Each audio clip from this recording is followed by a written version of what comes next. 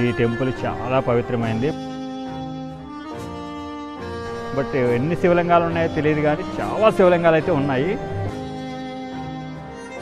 3500 సంవత్సరాల కింద నాటి మామిడి చెట్టుతో సహా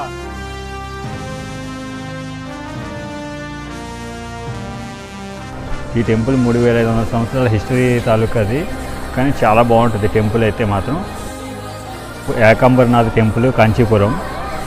ముందస్తుగా నా సబ్స్క్రైబర్స్ అందరికీ, నన్ను నమ్మి నన్ను సబ్స్క్రైబ్ చేసుకున్న ప్రతి ఒక్కరికి థ్యాంక్ యూ వెరీ మచ్. అందరికీ ధన్యవాదాలు.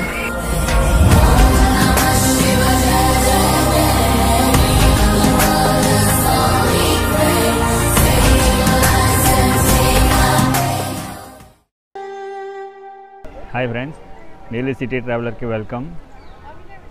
ముందస్తుగా నా సబ్స్క్రైబర్స్ అందరికీ, నన్ను నమ్మి నన్ను సబ్స్క్రైబ్ చేసుకున్న ప్రతి ఒక్కరికి థ్యాంక్ యూ వెరీ మచ్. అందరికీ ధన్యవాదాలు. ప్లస్ ఈరోజు ఏంటంటే మన బ్లాగు ఏకాంబరనాథ్ టెంపుల్, కాంచీపురం. తిరుపతి నుంచి కాంచీపురం వస్తారు. కాంచీపురం వచ్చి కామాక్షమ్మ టెంపుల్ ఒకటి చూస్తారు, మెయిన్ టెంపుల్ అని. ఆ తర్వాత ఏమొచ్చి మన బంగారు బల్లెలు అవి వెళ్తారు ఆ టెంపుల్కి కూడా. కానీ శివుడు టెంపుల్కి రారు. చాలా వరకు ఇక్కడికి తెలియదు చాలామందికి. ఏకాంబరనాథ్ టెంపుల్, కాంచీపురం. కాంచీపురంలో ఉన్న ఏకాంబరేశ్వర టెంపుల్ ఒక ఆలయం మాత్రమే కాదు, ఇది చారిత్రాత్మకంగా, ఆధ్యాత్మికంగా మహత్తర ప్రాముఖ్యత ఉన్న పవిత్ర స్థలం. ఈరోజు మనం పరిశీలించబోయేది ఈ లింగ రూపంలో పంచభూతాల్లో ఒకటైన భూమికి పత్రికగా ఉన్న ఈ ఆలయం మహిమ, ఇతిహాసం.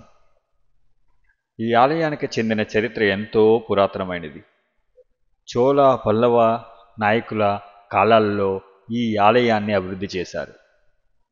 అయితే పూర్వగాథల ప్రకారం పార్వతీదేవి శివుని శాపము నుంచి విముక్తి పొందేందుకు ఇక్కడే మృక్తితో శివలింగాన్ని రూపొందించి, ముక్తి అంటే ఏమిటి అనుకుంటున్నారా? ఇసుక, మట్టి. శివలింగాన్ని రూపొందించి పూజలు చేసినట్టు చెబుతారు. శివుడు ఆమె భక్తుతో ప్రసన్నుడై ప్రత్యక్షమయ్యాడట. ఈ ఆలయం పంచభూతాల శివాలయాల్లో భూమిలింగంకి ప్రసిద్ధి. మరో విశేషం ఏంటంటే ఆలయం లోపల 100 సంవత్సరాల పురాతనమైన మామిడి చెట్టు కూడా ఒకటి ఉంది. ఈ చెట్టు వద్ద పార్వతీదేవి తపస్సు చేసిందని జనాలు నమ్ముతూ ఉంటారు. బట్ గోపురం దాదాపు 56 మీటర్ల ఎత్తులో ఉండి దక్షిణ భారతదేశంలో అతిపెద్ద గోపురాల్లో ఒకటిగా నిలిచింది. ఇక్కడ జరిగే పంగుని ఉత్సవం, తైపూసం వంటి ఉత్సవాలకు వేలాది భక్తులు హాజరై ఆజ్ఞను స్వీకరిస్తారు. ఈ ఆలయం కేవలం దర్శనానికి మాత్రమే కాదు, భక్తుల మనోభావాలను, ఆధ్యాత్మిక తపస్సును సూచించే స్థలంగా నిలుస్తుంది. ఒక్కసారైనా కాంచీపురం వెళ్ళినప్పుడు ఏకాంబరేశ్వర ఆలయం సందర్శించకుండా మిగలకండి, సందర్శించకుండా తిరిగి రాకండి. ఇది కేవలం ఆలయం కాదు, ఇది ఒక అనుభూతి. ఇలాంటి పుణ్యక్షేత్రాల విషయాలను తెలుసుకోవాలంటే మా ఛానల్ను సబ్స్క్రైబ్ చేయండి, మీ మిత్రులతో షేర్ చేయండి. భూమిని లింగంగా పూజించబడే ఏకైక శివక్షేత్రం, పార్వతీ తల్లి తపస్సు చేసి శివుని స్వయంగా దర్శించిన స్థలం. ఇది సాధారణ ఆలయం కాదు, ఇది పంచభూత శివాలయాల్లో అత్యంత శక్తివంతమైన భూమిలింగం ఆలయం. ఈరోజు మనం కాంచీపురంలో ఏకాంబరేశ్వర ఆలయం వెనుక ఉన్న అద్భుత గాథలు, చరిత్రా విశేషాలను నెమరు వేసుకుందాం. ఏకాంబరేశ్వర ఆలయం గురించి తెలుసుకున్నాం, కానీ కొంచెం వాటి లోపలికి వెళ్తే ఆ శివలింగాలు, ఈ టెంపుల్ లోపల ఉన్న శివలింగాల గురించి తెలియాలనుకుంటే లోపలికి వెళ్ళి ఎన్ని శివలింగాలు ఉన్నాయో మనం లెక్క పెట్టవలసి వస్తుంది.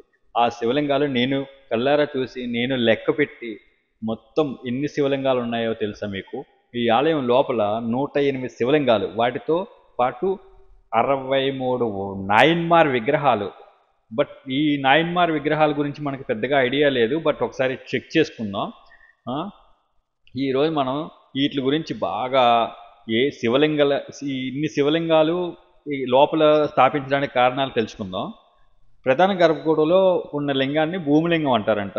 ఈ లింగాన్ని పార్వతీ తల్లి తానే స్వయంగా మట్టితో రూపొందించిందని ఇక్కడ ప్రధాన అర్చకులు చెప్పారు. కానీ అలాగే విశ్వాసం కూడా చూపిస్తున్నారు దాని మీద. ఆ లింగాన్ని స్వయంభు లింగం అని కూడా అంటారంట. అంటే భగవంతుని సంకల్పంతో ఏర్పడింది అని ఇక్కడ ప్రధాన అర్చకులు చెప్పారు.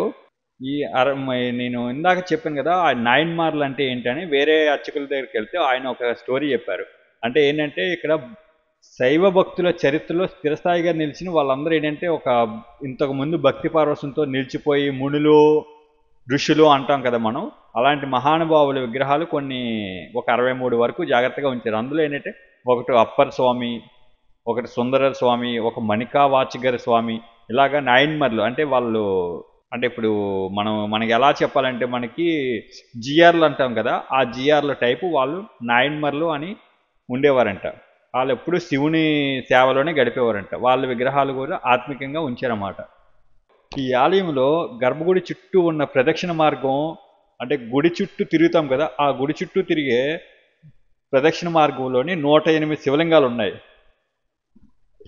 ఈ ప్రతి లింగానికి ఒక ప్రత్యేక దేవత, ఒక శక్తి రూపం కనబడుతుంది. ముందు గుడి ఉంటుంది, బ్యాక్ సైడ్ శివలింగం ఈ శిల్పాల్లాగా చెక్కారన్నమాట. ప్రతి లింగానికి ఒక ప్రత్యేక దేవత, ఒక శక్తి రూపం ఉంటుందన్నమాట. ఈ 108 లింగాలను ప్రదక్షిణ చేస్తే కాశీ, కేదారేశ్వరం, రామేశ్వరం అన్ని పుణ్యక్షేత్రాలు ఇక్కడే దర్శించుకున్న పుణ్యం కలుగుతుందని శివపురాణాలు చెబుతున్నాయని మన అర్చకులు గారు అంటున్నారు. ఈ ఆలయం పరమేశ్వర అమ్మవారి కోవిల్ ఉంది. ఆలయం లోపల పార్వతీదేవి కోవిల్ ఒకటి ఉంది. ఇక్కడ శివలింగం విశ్వేశ్వర లింగంగా పిలువబడింది అన్నమాట. ఇది శక్తి శివుడు అంటే శివుడు పార్వతీదేవి కలిసింది కాబట్టి ఇక్కడ శక్తి అండ్ శివుడు కలిసిన రూపం అవి దర్శనాలు ఇస్తాయి. ఇక్కడ ఆలయ ప్రాంగణం చుట్టూ రుద్రలింగాలు, మహాకాళేశ్వర లింగం, పంచముఖలింగ వంటి శివలింగాలు మాత్రమే ఎక్కువ కనిపిస్తుంటాయి. ఈ విగ్రహాలన్నింటి మధ్య నడుస్తూ మనకు కలుస్తుంది. ఆ టెంపుల్ లోపల ఉంటే మాత్రం ఆ ఫీలింగే వేరే గబ్బా. శివలింగాల పేర్లు చూద్దాం ఒకసారి సరదాగా. ఎక్కువ ఏం పేర్లు చెప్పను నేను కూడా, ఎందుకంటే అంత లిస్ట్ చదివితే మనకు వీడియో సరిపోదు. 1 ప్రభాసలింగం, 2 సోమేశ్వరలింగం, 3 మహాకాళలింగం, 4 కేదారేశ్వరలింగం, 5 భీమేశ్వరలింగం, 6 నమలింగేశ్వరలింగం, 7 రామేశ్వరలింగం, 8 శ్రీవల్లి పుత్తూరు లింగం. ఈ లింగాలు దేశవ్యాప్తంగా అన్ని పుణ్యక్షేత్రాలలోని స్థాపించబడ్డాయి.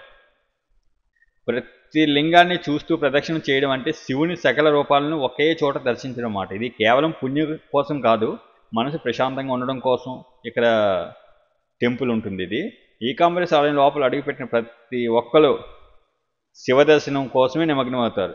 ఇక్కడ ఏంటంటే ప్రతిసారి దర్శనం జరగదు, ఎందుకంటే ఇక్కడ మట్టితో చేయబడిన శివలింగం ఉంటుంది కాబట్టి ఇక్కడ అభిషేకం మాత్రం జరగదు, ఎందుకంటే స్వయంగా శివుడే ఇచ్చారు కాబట్టి. మీరు ఇప్పుడు ఒక అద్భుతం చూడబోతున్నారు, ఎందుకంటే ప్రాచీన మామిడి చెట్టు కదా ఇది. ఏంటంటే ఈ చెట్టు ఎలా పుట్టింది, అసలు ఏంటి స్టోరీ ఒకసారి విందాము. మనమంతా ఏకాంబరేశ్వర ఆలయంలో శివుని భూమిలింగ రూపంలో చూసే పవిత్ర క్షేత్రంగా గుర్తిస్తాము. కానీ ఈ ఆలయం లోపల ఒక పాత మామిడి చెట్టు ఒకటి ఉంది, అంటే క్రీస్తు పూర్వం మామిడి చెట్టు.